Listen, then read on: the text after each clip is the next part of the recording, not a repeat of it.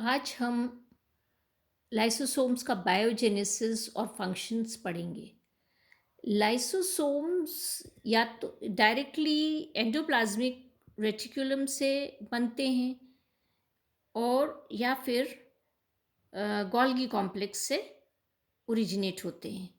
जो protein granules ribosomes synthesise करता है वो एंडोप्लाज्मिक रेटिकुलम की कैविटी में आता है। आपको पता है कि जो रफ एंडोप्लाज्मिक रेटिकुलम होती है उस पे राइबोसोम्स लगे हुए होते हैं, तो प्रोटीन्स राइबोसोम्स सिंथेसाइज करता है और उनको डिस्चार्ज कर देता है एंडोप्लाज्मिक रेटिकुलम की कैविटी में, और वहाँ से ये स्मूथ एंडोप्लाज्मिक रेटिकुलम में जाते हैं और स्मूथ एंडोप्लाज्मिक रेटिकुलम से गोल्गी मेम्ब्रेन्स में जाते हैं। यहाँ पर एंजाइम्स को गोल्गी कॉम्प्लेक्स कॉन्सेंट्रेट कर देता है और उसको छोटे छोटे स्टोरेज ग्रैन्यूल्स में स्टोर कर देता है या सिक्रीटरी वेसिकल्स में स्टोर कर देता है, या आप कहें कि प्राइमरी लाइसोसोम्स में कन्वर्ट कर देता है या उसको बना देता है, प्राइमरी लाइसोसोम्स को बनाता है। आगे हम इसमें लाइसोसोम्स के फंक्शंस देखेंगे। लाइसोसोम्स के बहुत इम्पॉर्टेंट फंक्शंस हैं लाइसोसोम्स के। तो पहला इम्पॉर्टेंट फंक्शन हम देखें तो इसका है एक्सटर्नल पार्टिकल्स का डाइजेशन या हेट्रोफेगी। जैसा कि हमने पहले पढ़ा है कि इंट्रासेल्युलर डाइजेशन, जो एक्सोजीनियस मटेरियल जो होता है, जब वो अंदर आता है बाइपिनोसाइटोसिस या फेगोसाइटोसिस, तो लाइसोसोम्स उससे फ्यूज़ हो जाते हैं, उनको इनगल्फ कर लेते हैं। और जो होता है फेगोसोम जो होता है, जब वो उससे जुड़ जाता है तो फेगोलाइसोसोम बन जाता है। और लाइसोसोम्स का जो डाइजेस्टिव एंजाइम्स होते हैं वो उसको उसका ब्रेक डाउन कर देते हैं, एक्सटर्नल मटेरियल का या हम कहें एक्सोजीनियस मटेरियल का डिजेशन कर देते हैं।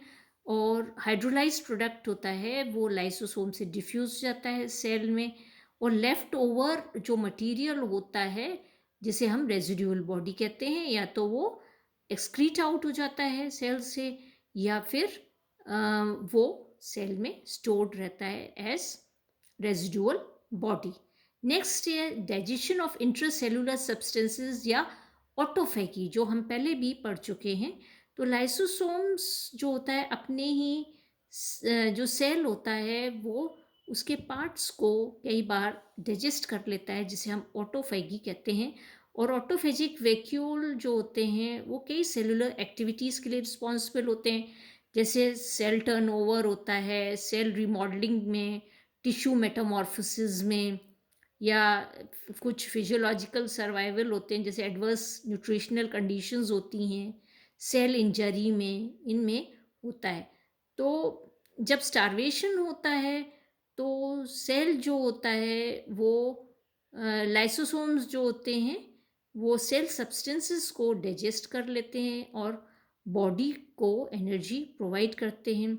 जैसे कि हम देखें कि जब एनिमल को अधिक कोल्ड एनवायरनमेंट में अगर कोई एनिमल रहता है तो उसका ब्राउन फैट सेल्स जो होते हैं उनमें जो ट्राइग्लिसराइड्स होते हैं, जो फैट सेल्स होते हैं सॉरी, वो ट्राइग्लिसराइड्स में रिड्यूस हो जाते हैं। और लाइसोसोम्स क्या करते हैं, फिर इनको ट्राइग्लिसराइड्स को इनको स्प्लिट कर देते हैं ग्लिसरॉल और फैटी एसिड में, और फिर ये इनका माइटोकॉन्ड्रिया के द्वारा सेल रेस्पिरेशन होता है या हम कहें एटीपी प्रोडक्शन होता है और एनर्जी लिबरेट होती है, ऑक्सीडेशन की वजह से एनर्जी रिलीज हो जाती है। तो ये यहाँ पर ये इंट्रासेल्युलर डाइजेशन या ऑटोफैगी है। फिर सेल्युलर डाइजेशन ये बहुत पैथोलॉजिकल कंडीशंस में होता है या सेल जब मर जाता है, तो लाइसोसोम जो होते हैं वो पूरे के पूरे सेल को डाइजेस्ट कर लेते हैं। कई बार जब पैथोलॉजिकल कंडीशन होती हैं तो पूरे सेल को ये डाइजेस्ट कर जाते हैं।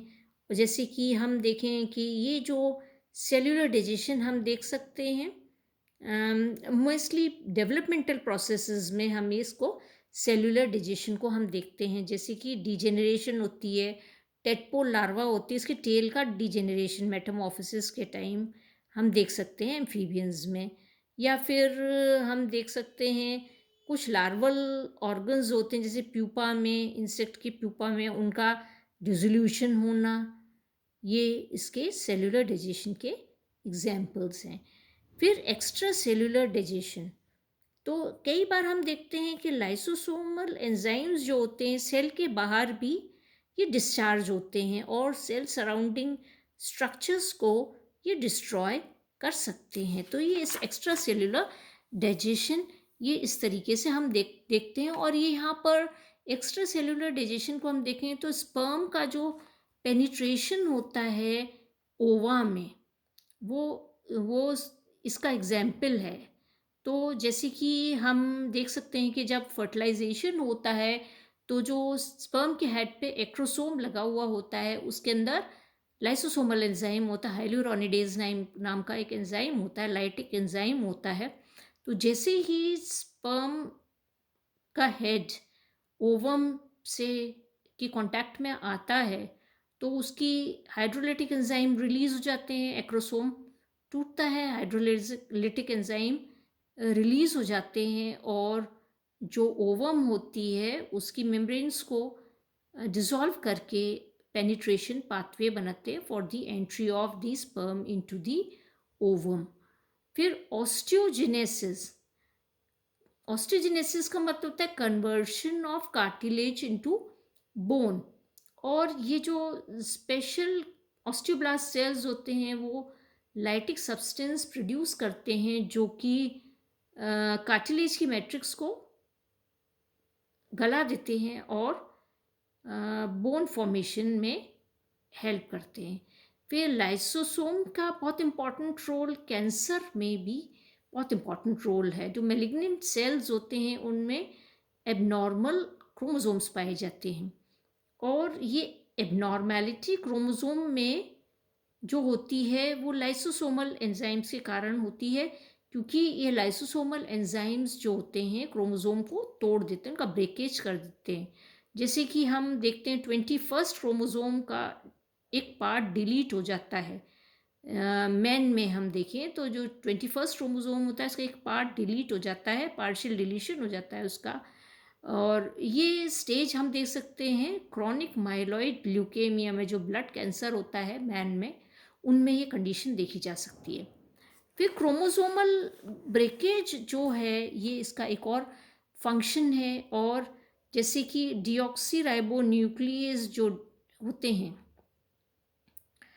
उनमें लाइसोसोमल एंजाइम होते हैं और ये क्रोमोसोमल ब्रेकेज और उनके रीअरेंजमेंट के लिए ये एंजाइम रिस्पॉन्सिबल होता है। ये क्रोमोसोम को तोड़ता है, उसका रीअरेंजमेंट करता है और इन ब्रेकेज और रीअरेंजमेंट के कारण कई सिंड्रोम्स होते हैं। फिर लाइसोसोम और डिजीजेस, लाइसोसोम्स का बहुत इम्पॉर्टेंट रोल, कई डिजीजेस में भी बहुत इम्पॉर्टेंट रोल लाइसोसोम्स का है। जैसे कि जो सिलिका, एस्बेस्टॉस, जब ये फॉरेन पार्टिकल्स हैं जब हम इनहेल कर लेते हैं तो ये क्या है, डिपॉजिट हो जाते हैं। फाइब्रस टिश्यू जो लंग्स के होते हैं उनमें इनका डिपोजिशन हो जाता है और इन्फ्लेमेशन हो जाता है वहाँ पर। ये पार्टिकल्स सिलिका के, एस्बेस्टॉस और सिलिका के जो पार्टिकल्स हैं ये लाइसोसोमल मेम्ब्रेन की परमिएबिलिटी को बढ़ा देते हैं और वो रप्चर हो जाती हैं, टूट जाती हैं। और इसके कारण जो लाइटिक एंजाइम्स होते हैं लाइसोसोम का, वो लंग सेल्स को का लाइसिस कर देते हैं और उसके कारण इन्फ्लेमेशन हो जाता है लंग्स में। एक और मेटाबॉलिक डिसऑर्डर जो लाइसोसोमल एक्टिविटी का देखा गया है वो है गाउट। गाउट किस लिए, जॉइंट्स में जब सोडियम यूरेट के क्रिस्टल्स अक्यूमुलेट हो जाते हैं तो गाउट कहलाता है, जो ये डिसऑर्डर होता है। तो ये क्या होता है कि जो ये सोडियम यूरेट के जो क्रिस्टल्स होते हैं ये लाइसोसोम्स लाइसोसोमल मेम्ब्रेन को रप्चर कर देते हैं, परमिएबिलिटी इंक्रीज करके उसकी, और उसके कारण जो लाइसोसोमल एंजाइम्स जो होते हैं वो